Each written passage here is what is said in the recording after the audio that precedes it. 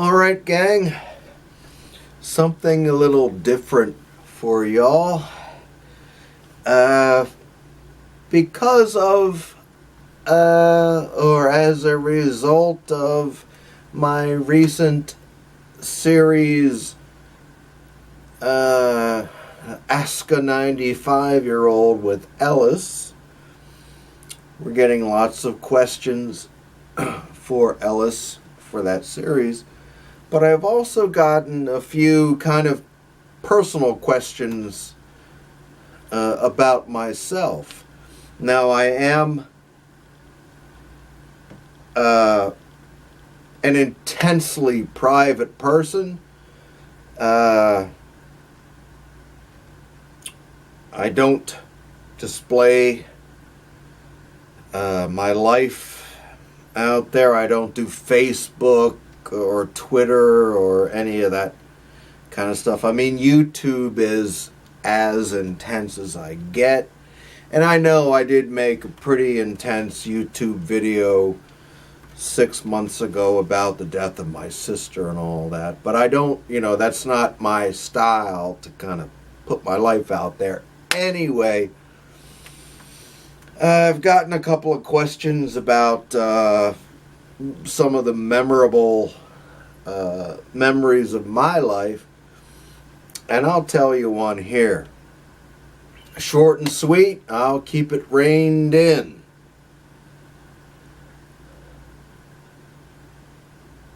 I will preface it by saying that I've had something of a fascination with, as dreadful as this may sound to some folks, I've had a fascination with serial killers for 30 plus years. But I'll let you in on a little secret. It was because when I was a teenager, I'm fairly certain that I had a run-in with one of them when I was a kid.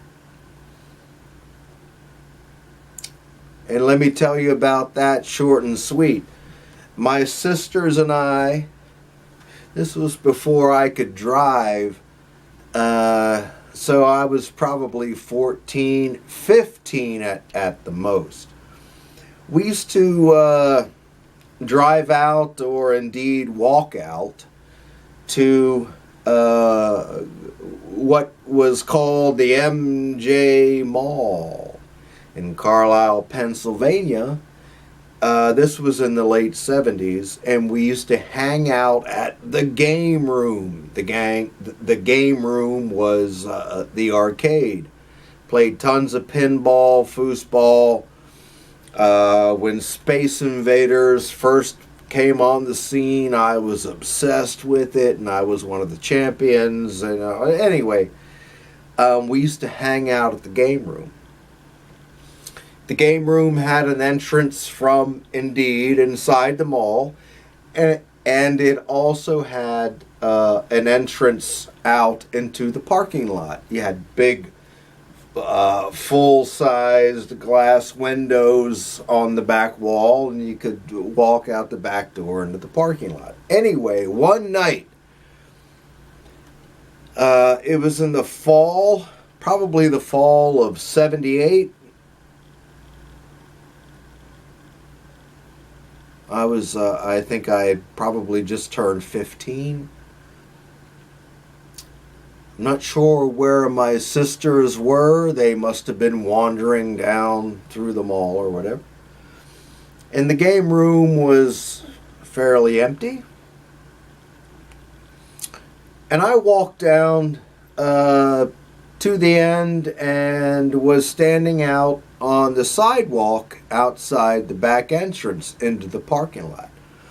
And this guy walked up to me. In my mind, I can see him as what I would call college age, maybe a little older, early 20s into maybe the mid or late 20s. And he said, "Hey kid, can you help me put this box into my car? It's pretty heavy and I need someone to help me put it into my car. I'll give you some money for some pinball if you help me." All right. I was a very, very naive child. This was a very naive time for children. This was the 1970s. We don't think of, we didn't think of stranger danger the way we think of it now or anything like that. And I just thought, well, that would be great. I'd love to play some more pinball or whatever, so, I'll help this guy or whatever. So, I thought his car might be kind of like, right there by the game room, and there would be a box beside it, and I could help him. But no. What happened was, we started walking all the way down through the parking lot. Walking and walking and walking. All the way down through the parking lot. And I remember becoming more and more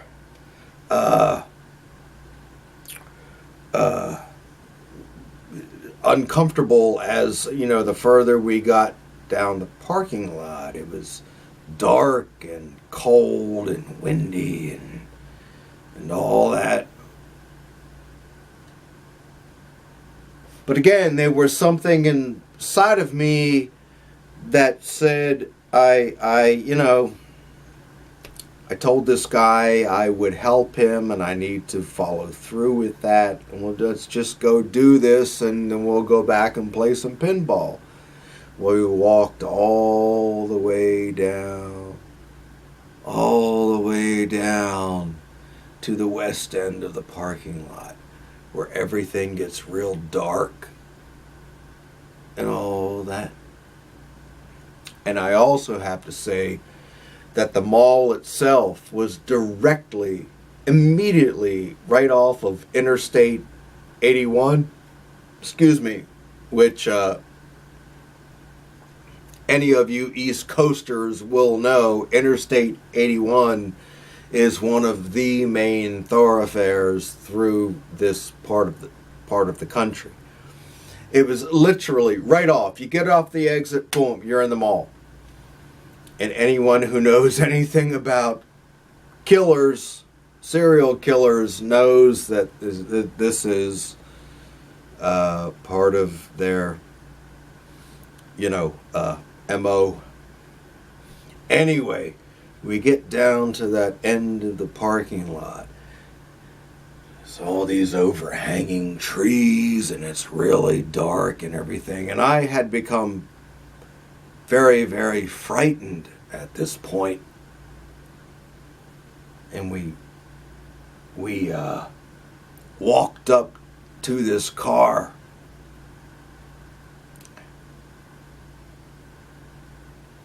And he said something like, "The box is just right over here, let me get it." And I was terrified by this point, standing there in the dark with the trees hanging over us and everything. And I just happened to look up toward the end of the mall.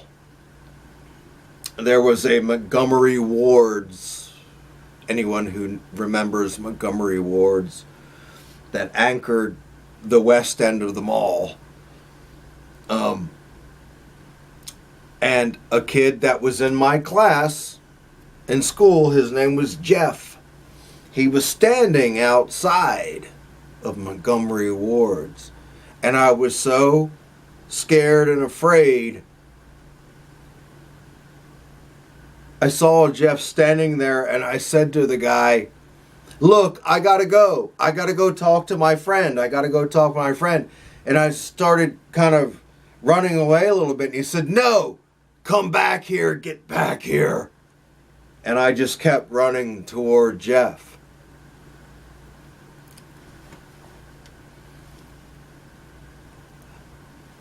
my friends, I could have been one of these children that ended up on the milk cartons. You know what I mean? Have you seen this child and all that? Flash forward about 25 years when I was ending up my kind of official career at the Hershey Medical Center as the executive secretary for the 6th floor. And this was probably 10 years ago, back around 2004, 2005, 10 or 12 years ago. And I went down to the cafeteria to get my lunch one day, and there was my old friend Jeff, the very kid who was standing out there and who possibly did save me from who can even imagine what kind of hellish fate might have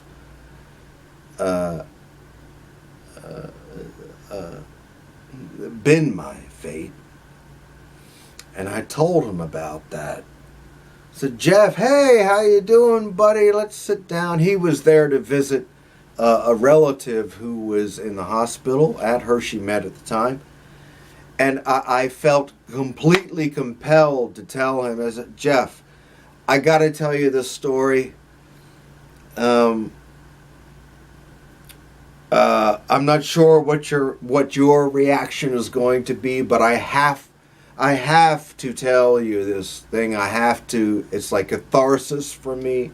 And I told him that story. And he just said, wow, John, I'm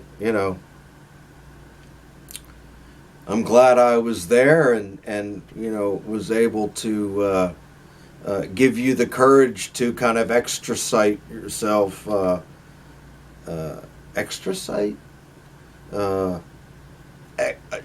yourself out of that position that you were in. And there you go, my friends. It is funny how fate works in your life, and I've always been one that has just kind of followed my gut in life. Don't go against your gut. If you've got any kind of good sense, don't go against your gut. Even if you think it's going to give you some kind of wonderful reward, I'm going to get laid, or I'm going to score some weed, or I'm going to do this, I'm going to buy get a great deal on a comic book. Don't do it. Go with your gut. I'm telling you, my friends. Anyway, that's it. Because somebody asked me for a memorable story in my life. That's the one. Oh, and to wrap it up, just after all that happened, was the publication of, and I love true crime books and have for 35 years, right after all that happened was the very first publication of this, what I consider to be the classic true crime book, and it's called The Stranger Beside Me by Ann Rule. And it was the first kind of comprehensive telling of the story of Ted Bundy. And I bought that and read that while I was still in high school, just after this event happened. And the way that the events of Bundy's abductions and things like that, it all just struck such a chord in me that I have become a lifelong reader of true crime and the stories of serial killers and all that kind of stuff. Yeah, and I know that subject matter is not for everyone, but I actually appreciate it kind of from a psychological point of view. Anyway, enough of that. There's a memorable story from my life. I actually just told this story to my parents who had never heard it before, and they were stunned and shocked. Anyway, that's it. Talk to you soon. Hope you, I don't know, enjoyed this? Is that the right word? We're at least, kind of drawn in by it. Enjoy's not the right word, but I hope you can appreciate, this little tale from my life. Thanks for watching, friends. See you later. Bye-bye.